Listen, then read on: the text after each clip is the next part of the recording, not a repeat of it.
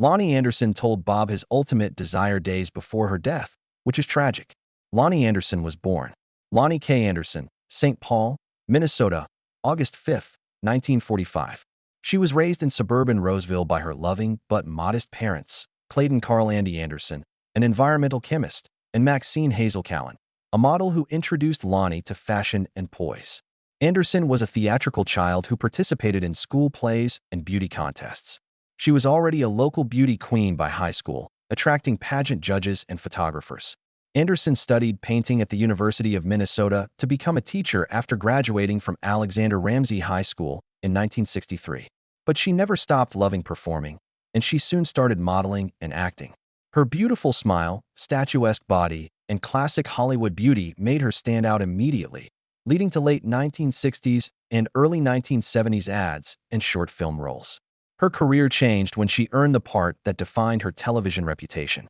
Loni Anderson gained famous in 1978 when she played Jennifer Marlowe, the sultry yet smart receptionist on the CBS sitcom WKRP in Cincinnati. Anderson had depth, wit, and intelligence. A blonde bombshell character could have been reduced to that.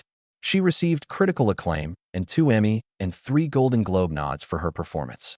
Her warmth, humorous timing, and ability to make even the tiniest sentence memorable won her audiences. WKRP continued for 4 seasons until 1982, when Loni Anderson became one of television's most famous and admired performers, starring on many talk shows and variety shows, and appearing on magazine covers. Outside of WKRP, Anderson thrived in TV movies, miniseries, and guest roles. She played everything from crime victims to elegant leading ladies, combining her humorous and dramatic skills.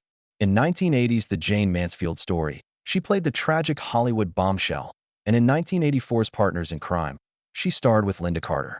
She also had a great run in Nurses and had remarkable guest appearances on Fantasy Island, The Love Boat, and SWAT. Loni Anderson led Easy Street, a sitcom in 1986 that looked suited to showcase her comedic timing, beauty, and charm. A wealthy widow, played by Loni, moves in with her poor relatives, producing a humorous clash of lifestyles. Even though Anderson was famous from WKRP in Cincinnati and the series had a prime network schedule, Easy Street struggled to connect with people.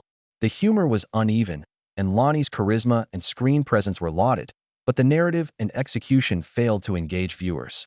The series went for 22 episodes before being canceled, hurting her television career and showing that even famous performers can't guarantee program success.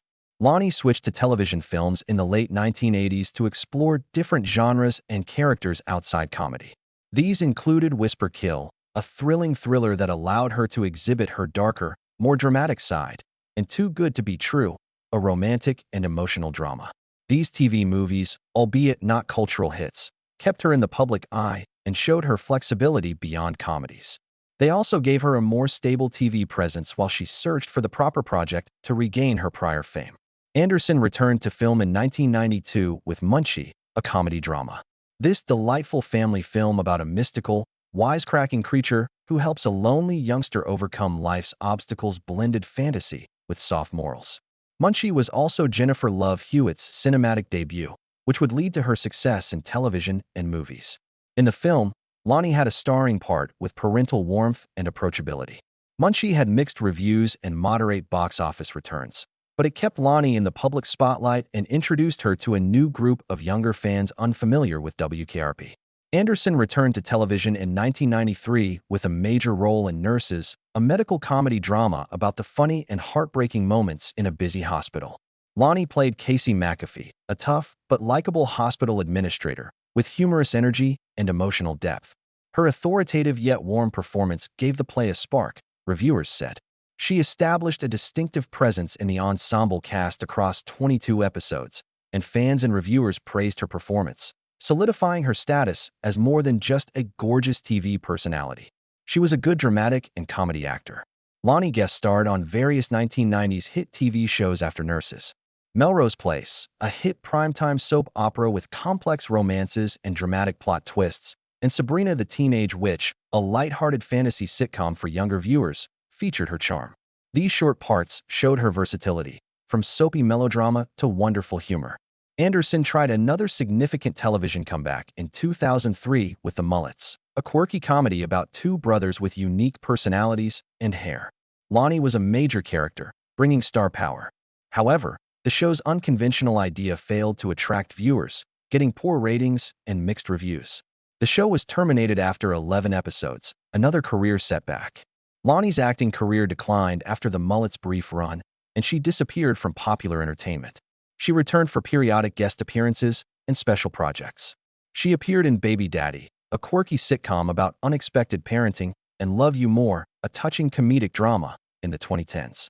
She also appeared in the web series My Sister Is So Gay, which allowed her to access niche audiences via streaming platforms. Loni Anderson's sexual relationships and marriages have become part of her public narrative as much as her job. She married 4 times, each marking a new personal and professional chapter. In her late teens, she met real estate entrepreneur Bruce Hasselberg, her first husband, and starting to pursue modeling and acting goals. The pair married in 1964 but divorced in 1966 after 2 years. The stresses of youth and personal growth undoubtedly caused Anderson's early marriage to end. After focusing on her career in the 1960s and 1970s, Anderson married actor Ross Bickle again in 1974. This marriage coincided with her early acting career and lasted 7 years. The marriage suffered as Anderson's television career took off, especially in the late 1970s. Anderson had a public romance with her WKRP and Cincinnati co-star Gary Sandy after her split from Bickle. Their on-screen connection apparently carried over into real life, and while their relationship with Sandy was short-lived, it came up in her personal life. Anderson divorced Bickle in 1981. Her third marriage to Burt Reynolds was perhaps her most famous. In 1988, 2 of the most famous entertainers married in a lavish ceremony. Their marriage was initially marketed as a fairy tale romance, with many red carpet and magazine appearances. Behind the scenes, tensions rose. It became one of the most talked-about celebrity breakups of the early 1990s. Their 1994 divorce was highly publicized and bitter, with both sides making public charges and the media closely watching the negotiations for Quentin, their adopted son. Anderson's fourth marriage to Bob Flick brought stability years later, a Brother 4 founding member and musician. Interestingly, their relationship was decades old. They met at a Minneapolis movie premiere in 1963, before Anderson's TV fame and Flick's band's international success.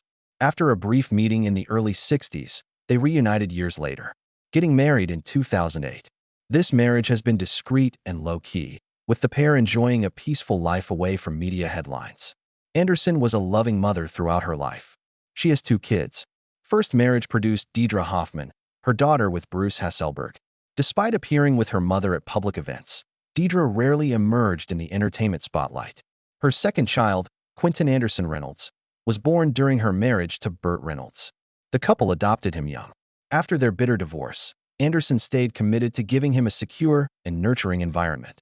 In interviews, she has discussed the joys and trials of parenthood and her pride in her children, especially when juggling a hectic performing career and a difficult personal life.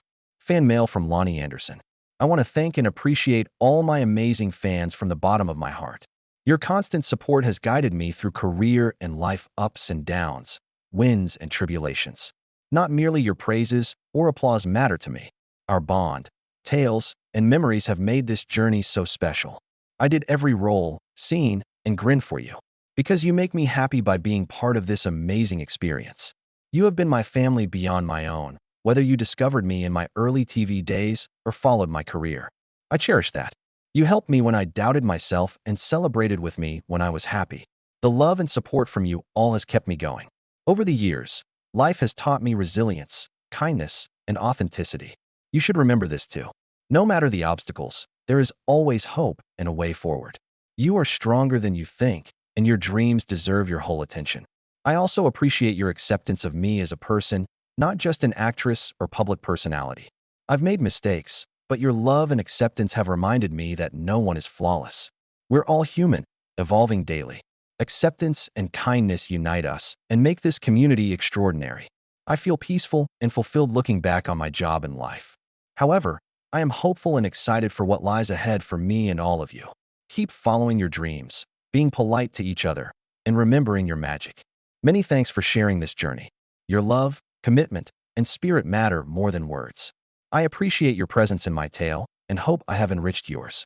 Loni Anderson, my love.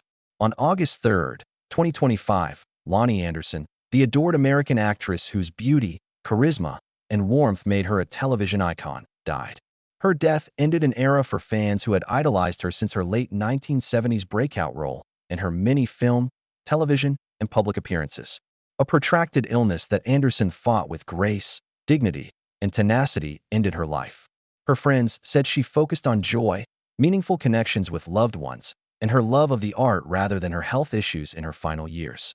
She died at 79, 2 days shy of her 80th birthday. Since friends, family, and fans were reflecting on how close she was to that milestone year, her departure was extremely painful.